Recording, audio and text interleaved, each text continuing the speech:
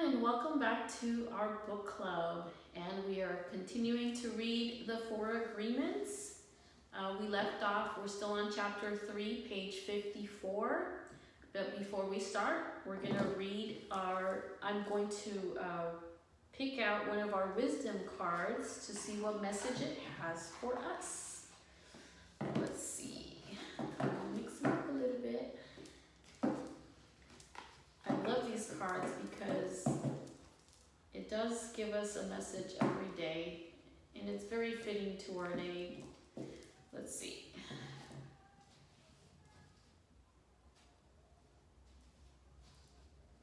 Okay. Let's see, we have, be impeccable with your word. It says, create a beautiful dream. There's your card.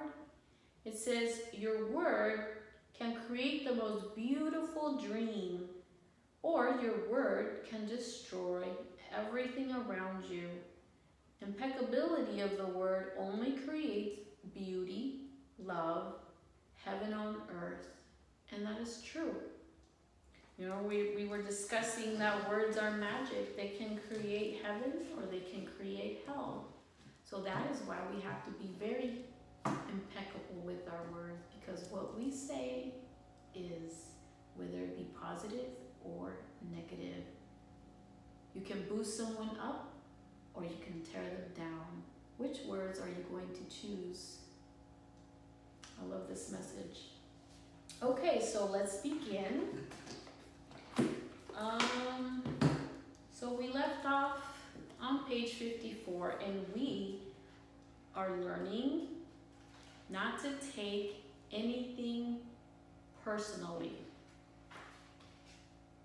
So back on page 54, and I'll begin. I'll read it from the top just to remember where we left off. It says, even the opinions you have about yourself are not necessarily true. Therefore, you don't need to take whatever you hear in your own mind personally. The mind has the ability to talk to itself, but it also has the ability to hear information that is available from other realms. Sometimes you hear a voice in your mind and you may wonder where it came from. This voice may have come from another reality in which there are living beings very similar to the human mind. The Toltecs called these beings allies. In Europe, Africa, India, they call them the gods. Our mind also exists in the level of the gods. Our mind also lives in the reality and can perceive that reality. The mind sees with the eyes and perceives this waking reality. But the mind also sees and perceives without the eyes, although the reason is hardly aware of this perception. The mind lives more than one dimension. There may be times when you have ideas that don't originate in your mind, but you are perceiving them with your mind. You have the right to believe or not to believe these voices, and the right not to take what they say personally. We have a choice whether or not to believe the voices we hear within our mind, just as we have a choice of what to believe and agree within the dream of the planet. The mind can also talk and listen to itself. The mind is divided as your body is divided. Just as you can say, I have one hand and I can shake my other hand and feel the other hand. The mind can talk to itself. Part of the mind is speaking and the other part is listening. It is a big problem when 1,000 parts of your mind are all speaking at the same time. This is called a mitote. Remember? The mitote can be compared to a huge marketplace where thousands of people are talking and bartering at the same time.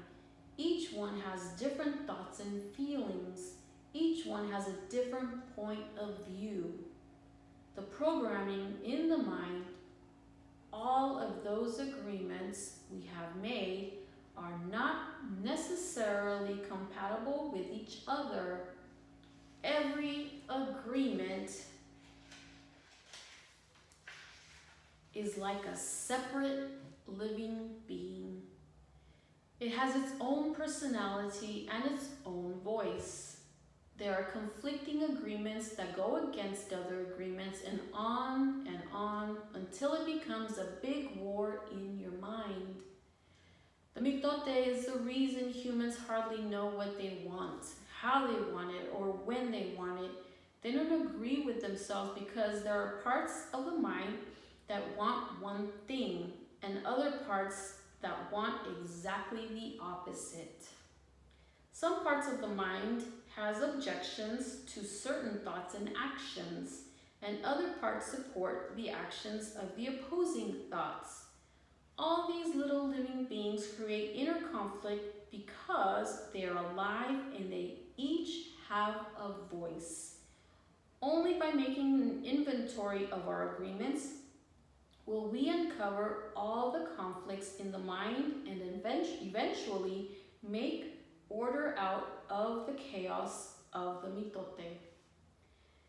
Don't take anything personally, because by taking things personally, you set yourself up to suffer for nothing. Humans are addicted to suffering at different levels and to different degrees, and we support each other in maintaining these addictions. Humans agree to help each other suffer. If you have the need to be abused, you will find it easy to be abused by others. Likewise, if you are with people who need to suffer, something in you makes you abuse them. It is as if they have a note on their back that says, "Please kick me." They are asking for justification for their suffering. Their addiction to suffering is nothing but an agreement that is reinforced every day. Whenever you go, you will find people lying to you, and as your awareness grows, you will notice that you also lie to yourself. Do not expect people to tell you the truth because they also lie to themselves. You have to trust yourself and choose to believe or not to believe what someone says to you. When we really see other people as they are without taking it personally, we can never be hurt by what they say or do. Even if others lie to you, it is okay.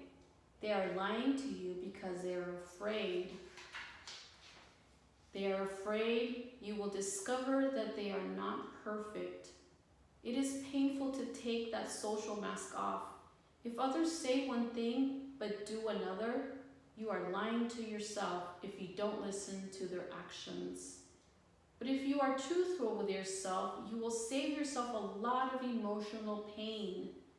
Telling yourself the truth about may hurt, but you don't need to be attached to the pain. Healing is on the way, and it's just a matter of time before things will be better for you. If someone is not treating you with love and respect, it is a gift if they walk away from you. If the person doesn't walk away, you will surely endure many years of suffering with him or her. Walking away may hurt for a while, but your heart will eventually heal.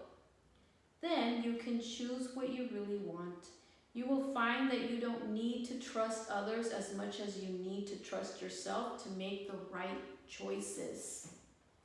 When you make it a strong habit not to take anything personally, you avoid many upsets in your life. Your anger, jealousy, and envy will disappear. And even your sadness will simply disappear if you don't take things personally. If you can make this second agreement a habit, you will find that nothing can put you back into hell. There is a huge amount of freedom that comes to you when you take nothing personally. You become immune to black magicians, and no spell can affect you regardless of how strong it may be.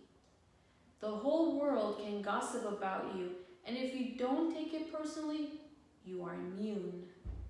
Someone can intentionally send an emotional poison, and if you don't take it personally, you will not eat it. When you don't take the emotional poison, it becomes even worse in the sender, but not in you. You can see how important this agreement is. Taking nothing personally helps you to break many habits and routines that trap you in the dream of hell and cause needless suffering. Just by practicing this second agreement, you begin to break dozens of teeny tiny agreements that cause you to suffer. And if you practice the first two agreements, you will break 75% of the teeny tiny agreements that keep you trapped in hell. Write this agreement on paper and put it on your refrigerator to remind you all the time, don't take anything personally. As you make a habit of not taking anything personally, you won't need to place your trust in what others do or say. You will only need to trust yourself and make responsible choices. You are never responsible for the action of others. You are only responsible for you. When you truly understand this and refuse to take things personally, you can hardly be hurt by the careless comments or actions of others. If you keep this agreement, you can travel around the world with your heart completely open, and no one can hurt you. You can say, I love you, without fear of being ridiculed or rejected. You can ask for what you need. You can say yes, or you can say no. Whatever you choose, without guilt or self-judgment, you can choose to follow your heart always. Then you can be in the middle of hell and still experience inner peace and happiness.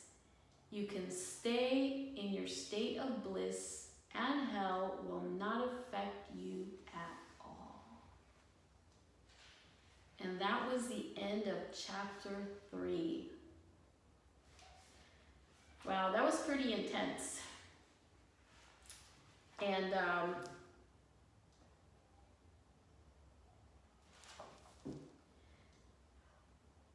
not taking things personally is a difficult one, like I said before. And many of us take things personally from things that people say or do to us. It's always a personal thing, like we're feeling like we're attacked constantly. It could be by our loved ones or by other people from outside. If we don't take things personally, we will live a happier life. You should try it. See if it works. I mean, you will know the difference. Did it work for you the other way? It might work for you better this way. Try it. Okay, everyone. I hope you enjoyed it. On next Monday, we're going to start with chapter 4, and it is Don't Make Assumptions, and that is the third agreement, not making any assumptions. That's another tough one. Okay, everyone, I hope you enjoyed it. I'll see you next Monday. Bye-bye.